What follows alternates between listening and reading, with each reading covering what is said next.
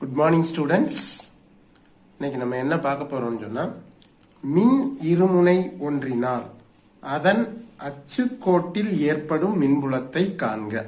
இப்ப மின் இருமுனைனா உங்களுக்குலாம் தெரியும், ரெண்டு மின்னூட்டங்கள், ஒன்னு மைனஸ் இன்னொன்னு பிளஸ், இரு வெவ்வேறு மின்னூட்டங்கள் ஒரு குறிப்பிட்ட தொலைவில் பிரிக்கப்பட்டுள்ள அமைப்புக்கு பேர் தான் ஒரு மின் இருமுனை. அந்த மின் இருமுனையினுடைய அச்சுக்கோட்டில் உள்ள ஒரு புள்ளியில் நம்ம மின்புலத்தை பார்க்க போறோம். இப்ப இந்த படத்தை பாருங்க. இங்க என்ன இருக்கு? மைனஸ் கியூ அப்படின்ற மின்னூட்டம் இருக்கு, அல்லது மின் துகள் ஏ என்ற புள்ளியில இருக்கு. அடுத்து பிளஸ் கியூ என்ற நேர் மின்னூட்டம் பி என்ற புள்ளியில இருக்கு. இந்த இரு மின்னூட்டங்களுக்கும் இடைப்பட்ட தொலைவு வந்து 2a இருக்கும்.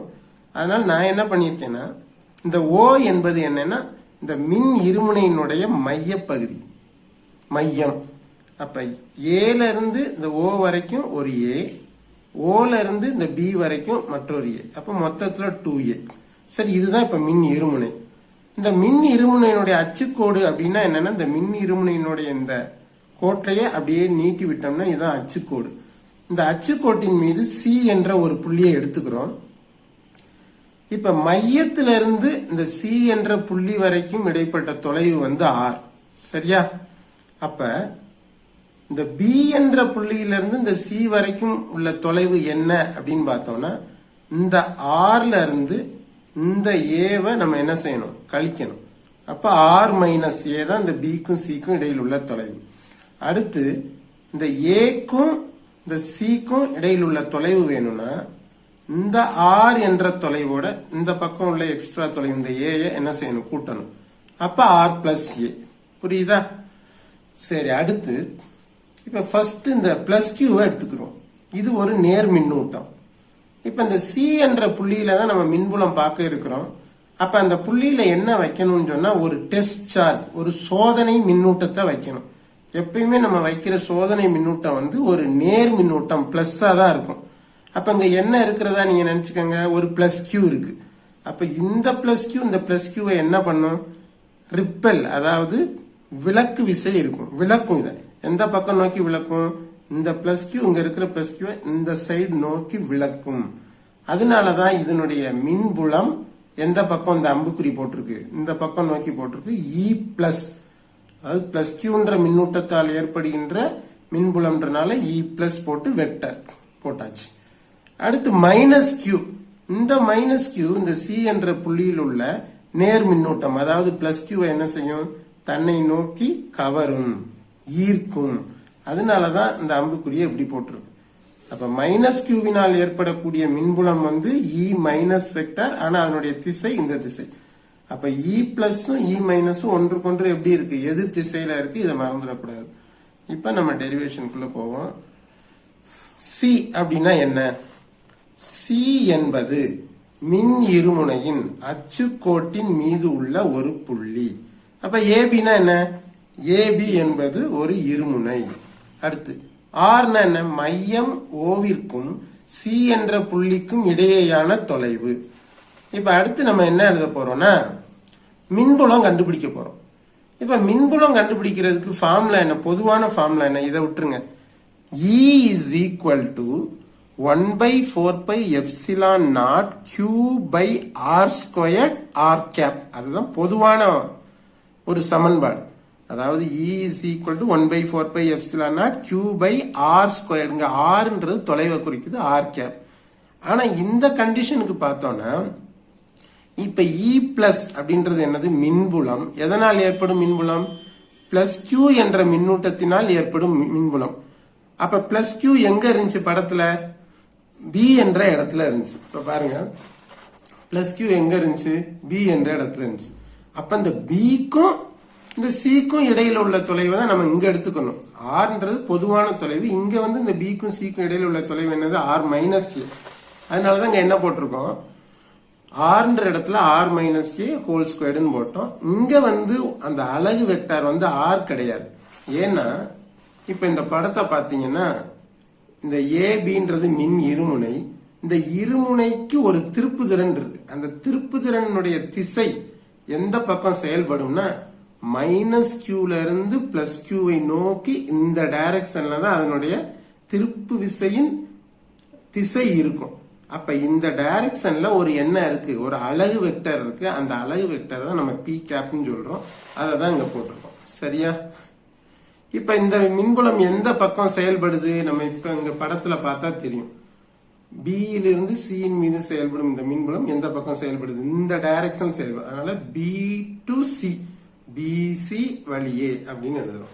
அதே மாதிரி மைனஸ் கியூவினால் சி எனும் புள்ளியில் ஏற்படும் மின்புலம் சொல்லும்போது E minus vector is equal to 1/4 epsilon nought Q by அந்த ஆர் இருக்க வேண்டிய இடத்துல நம்ம என்ன போடுறோம், R plus A squared, R plus ஏன்னு போடுறோம் ஸ்கொயர். ஏன்னா இப்ப மைனஸ் கியூ எங்க இருக்கு, மைனஸ் கியூ இங்க இருக்கு. இப்ப மைனஸ் கியூல இருந்து சி வரைக்கும் உள்ள தொலைவு என்னது, ஆர் பிளஸ் ஏ. அப்ப அந்த ஆர் பிளஸ் ஏ தான் இங்க போடணும். அப்ப ஆர் பிளஸ் ஏ ஹோல் ஸ்கொயர், அந்த அலகு வெக்டர் வந்து பி கேப்னு போட்டோம். இது எந்த திசையில செயல்படுது, இப்ப ஏற்கனவே பார்த்தோம். இந்த இ மைனஸ் எந்த திசையில செயல்படுது, இந்த டைரக்ஷன்ல செயல்படுது. அதாவது சியிலிருந்து எதை நோக்கி, ஏஐ நோக்கி. அதனாலதான் இங்க என்ன எழுதியிருக்கோம், சிஏ வழியே அப்படின்னு எழுதியிருக்கோம். சரி, இப்ப அடுத்து என்ன பண்றோம்னா, இப்ப தனித்தனியா கண்டுபிடிச்சோம். அதாவது பிளஸ் கியூவினால் ஏற்படும் மின்புலம், மைனஸ் கியூவினால் ஏற்படும் மின்புலம் அப்படிலாம் கண்டுபிடிச்சோம். இப்ப மொத்தத்துல மின் இருமுனையால் புள்ளி சியில் ஏற்படும் மொத்த மின்புலம் வேணும்னா என்ன செய்யணும், இ டோட்டல், அதாவது இ மொத்தம், அந்த இ பிளஸ் வெக்டாரையும் அந்த இ மைனஸ் வெக்டாரையும் என்ன செய்யணும், நம்ம கூட்டணும். ஆனா இங்க என்ன போட்டிருக்கு, பிசி வழியே. இது எப்படி வந்துச்சு, ஒரு இதுக்கு நம்ம என்ன போட்டிருந்தோம், ஏசி வழியேன்னு போட்டிருந்தோம் இல்லையா, இல்ல சிஏ வழியேன்னு போட்டிருந்தோம். இன்னொன்னுக்கு பிசி வழியேன்னு போட்டிருந்தோம். ஆனா மொத்தத்துல மின் இருமுனையால் ஏற்படும் மொத்த மின்புலத்துக்கு ஏன் பிசின்னு போட்டிருக்கோம், ஏன் சிஏன்னு போடக்கூடாதுன்னா இப்ப படத்தை பார்ப்போம். இப்ப படத்தை பாத்தீங்கன்னா இப்ப மைனஸ் கியூவும் இந்த சில உள்ள மின்னூட்டத்தின் மீது மின்புலத்தை ஏற்படுத்துது, இந்த பிளஸ் கியூவும் ஏற்படுத்துது. ரெண்டுமே அதனுடைய தாக்கத்தை ஏற்படுத்தினாலும் இந்த சி என்ற புள்ளியில் இருக்கக்கூடிய மின்னூட்டத்துக்கு பக்கத்துல இருக்கிறது என்னதான், இந்த பிளஸ் கியூ தான். அதாவது பி என்ற புள்ளியில உள்ள இந்த பிளஸ் கியூ தான். அப்ப இதனுடைய எஃபெக்ட் தான் எப்படி இருக்கும், அதிகமா இருக்கும். அதனாலதான் இதை என்னன்னு எடுத்துக்கிறோம், நம்ம பிசி வழியே அப்படின்னு நம்ம என்ன செய்யறோம், எடுத்துக்கிறோம்.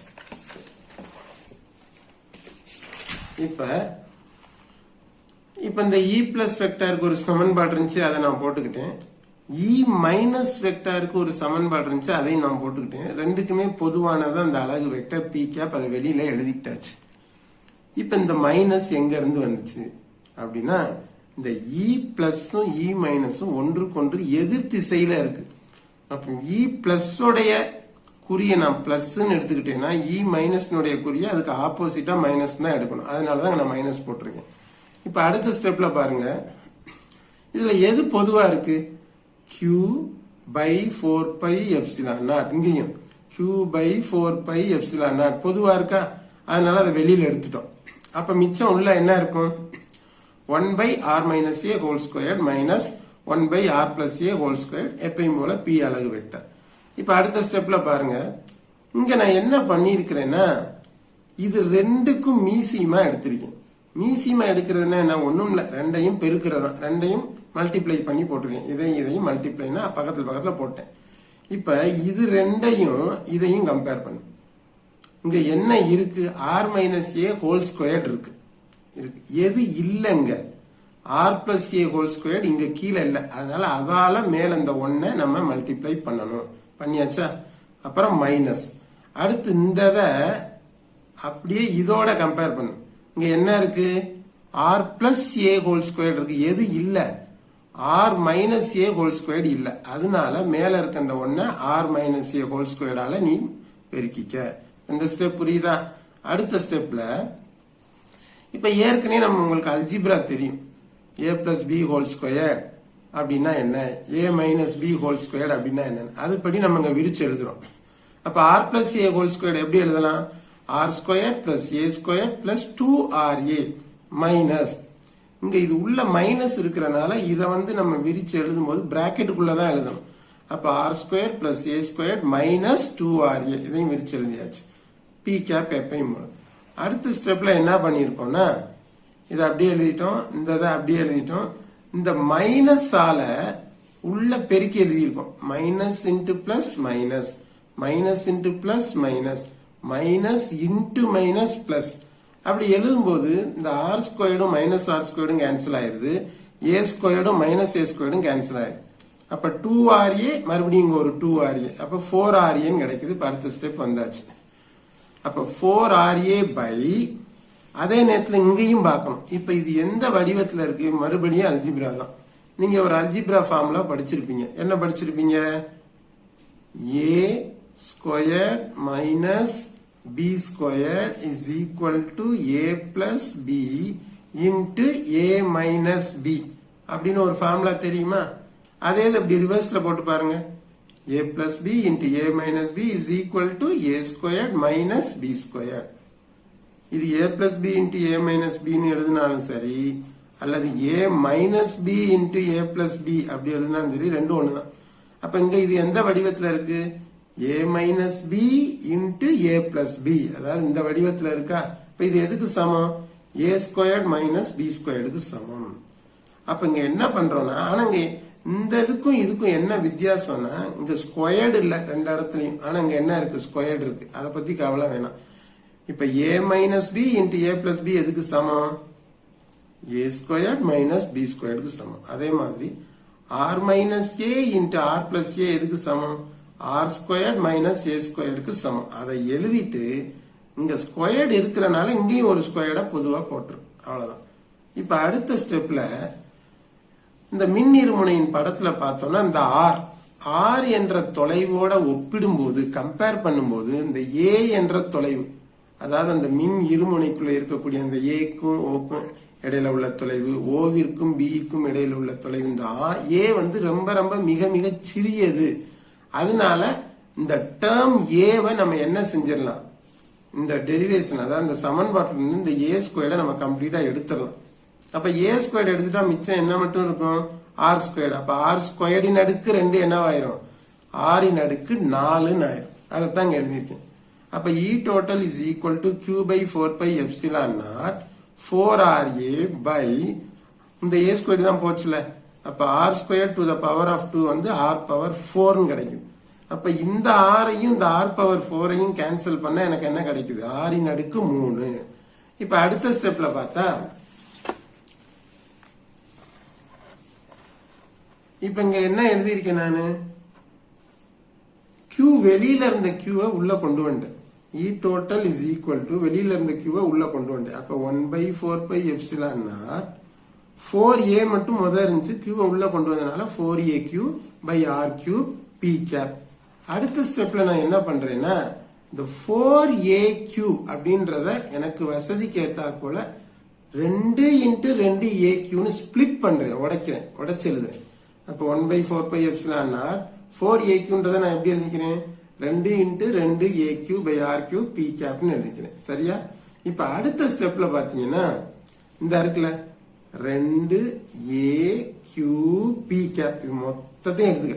2AQ P cap இது எல்லாம் எதுக்கு சமம்? P வெக்டாருக்கு சமம்.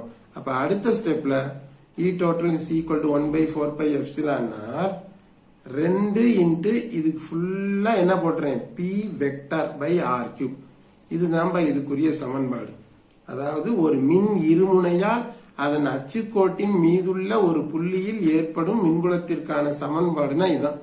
E total is equal to 1 by 4 pi epsilon naught 2 P vector by R cube.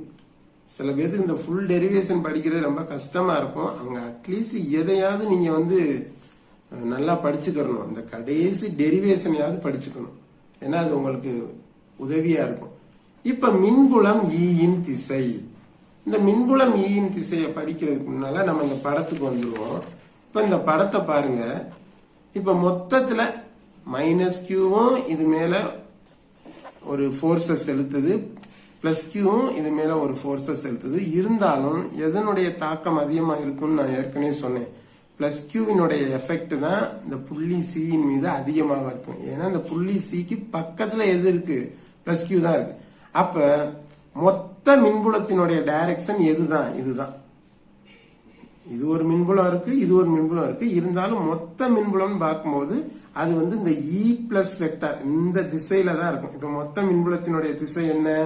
இது. புரிஞ்சா?